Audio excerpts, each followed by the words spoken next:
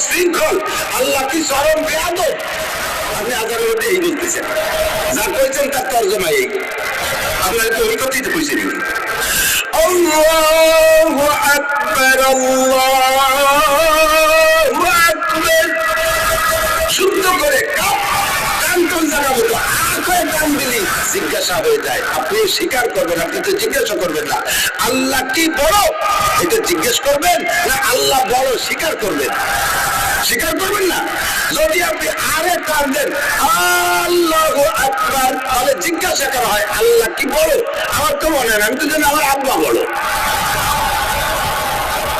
আমার বাচ্চা থেকে আমি কয়বার মধ্যে আমার আব্বা বড়, আল্লাহ কি বড়?